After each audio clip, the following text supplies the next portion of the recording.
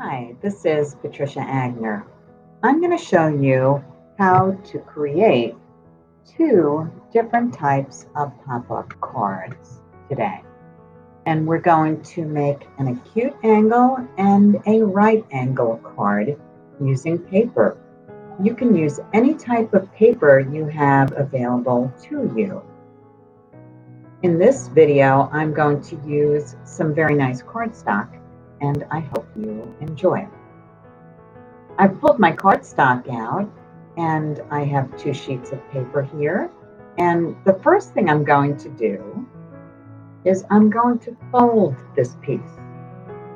When you fold a piece of cardstock, you want to make sure that you score it, and you want to score it on both sides. So I'm simply using my fingernails to put a crease, and a considerable crease, into the paper so that it works most effectively. You'll want to make sure to do that too.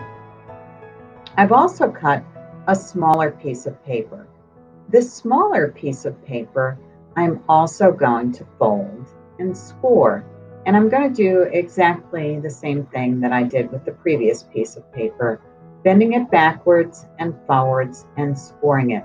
You can score with your fingers. You could score with lots of things. The Cricut comes with a scoring tool, as a matter of fact, that makes very nice and precise scores on paper.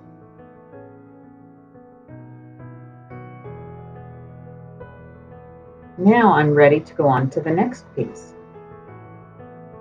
And in the next video, I'm going to show you how to take this nicely scored piece of paper, and we're going to build a tab. The tab is going to allow my paper to be glued onto the other piece of paper, the card, and I can do it in either direction so that it opens up and stands up. My goal is to create a right angle. You can create a right angle, or you can also create an angle that is a little bit larger or smaller. You notice that I'm bending this and I'm creating the score tab, and now I'm going to cut it. So I want to cut the corners on an angle, and when I cut the corners on an angle, it creates these tabs. That corner is actually up against my original fold, so I'm going to open it up and you'll see what direction that is. Now I'm going to fold them back and forth independently, and by folding them back and forth independently, I'm going to get a much nicer edge to this. And after I do that, I'm going to want to affix it. So when you affix these, you start out with one side. You glue one side, which I'll be doing in a moment. But I do want to make sure that I have a very nice crease there. So I'm lining it up over the fold in the paper so that I can open and close it. So you want those to line up. So that fold and the fold below it lines up. I'm going to start out with a glue stick, and there are different kinds of adhesives you can use. And I'm going to apply the glue stick to one side. I'm finding that the glue stick doesn't really last particularly long, but it's something we might use with children, so we don't use stronger adhesives. So I'm going to fold that down and apply it at the crease of the pale blue paper. And I'm going to try and get an angle that I like. It may not be exactly a right angle, but that's okay. To do the other side, I'm going to fold this down, and I'm going to apply glue, and then actually close the card. And when I close the card, it will stick to it. So I think that's kind of cool. It's a good technique to teach kids. Otherwise, you're trying to glue things together, and it's just so much harder. So that side will be glued as well. And I might flip it over, put a little more pressure on the other side, and then let's test it out. So there it is. There's my pop-up card with the tabs, and you can see it works pretty effectively.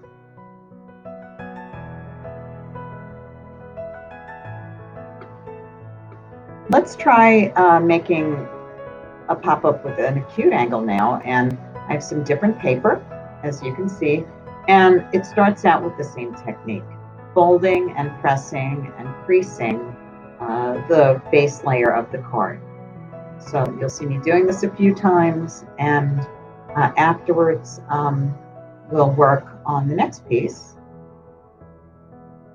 which I need to cut. I'm going to use a Cricut cutter for this. You could use a pair of scissors or anything else that you might cut with. And I'm going to cut a couple of pieces. Not sure how big I want this to be yet.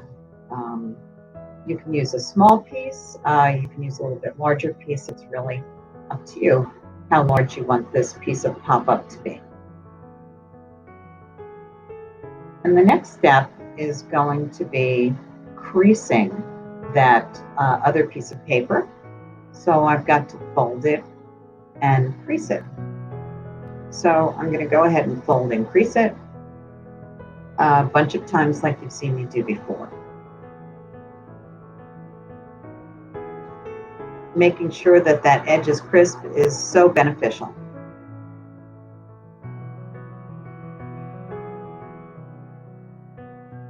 Now I want to go ahead and find a place about half to a quarter of an inch up from the edge, and that's going to be the point where I'm going to start folding on an angle. So I'll just turn this so you can see it a little bit better. So that corner one corner is higher than the other, and you can see that. And then I'm going to crease it back and forth, and there's that corner that's about a quarter of an inch, and then it goes up to a little over an inch, and that's what's going to give me my acute angle. And I never really thought about this, but this could be an interesting lesson in math, asking kids to use different kinds of angles in pop-ups. Now I need to cut it, and I'm going to cut a little bit different sizes for my tabs. That one's a little shorter. That one is much longer. I want to make sure I have a full tab, so I don't want to cut off the shorter one, down to nothing, because I need a place to apply glue. So I am trimming a tiny bit, but you can see that I didn't remove it all the way to the corner. Now I'm doing what we did earlier, which is I am creasing those tabs a few times, because then I get a better product, and I know it's not going to be tugging on that glue. And the last thing I need to do before I complete testing it out, and you can see there's that angle, is I need to apply my glue. So that will be what I do next. I'm gluing on the colored side, and I'm making sure that I do it over paper, because I don't want to get glue on my desk, of course. And just like the last time, I'm only going to glue one side. I'll get it lined up the way that I'd like it. And then stick it down, and then I'm going to close it and apply glue again on the front.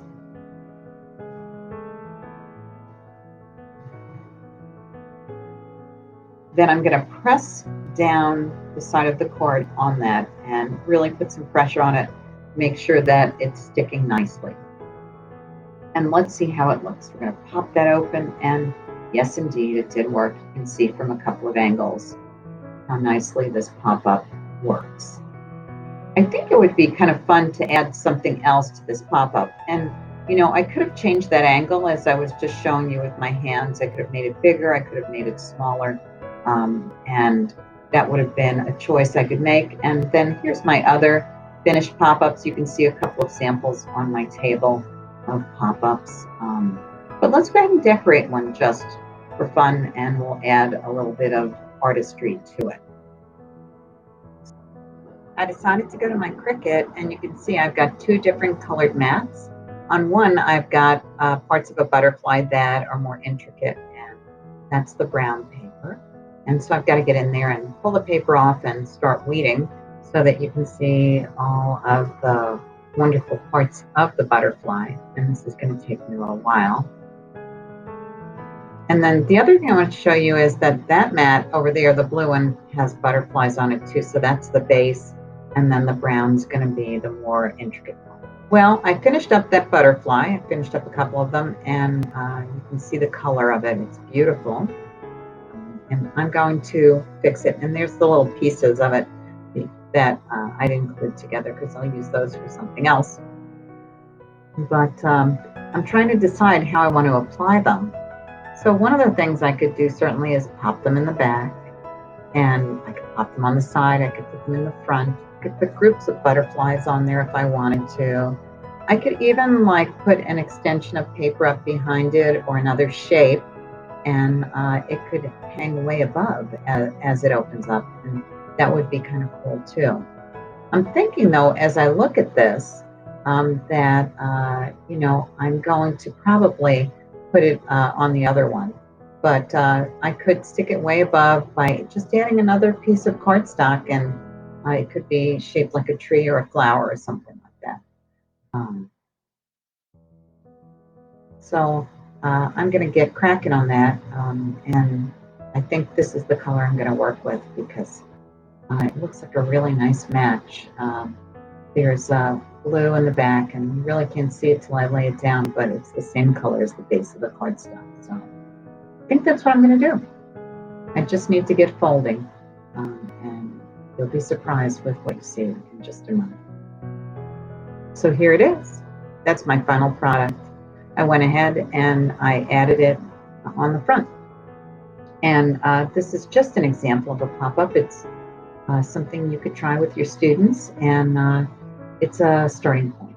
So thanks for watching this video, and good luck with you and the kids and testing out pop-ups.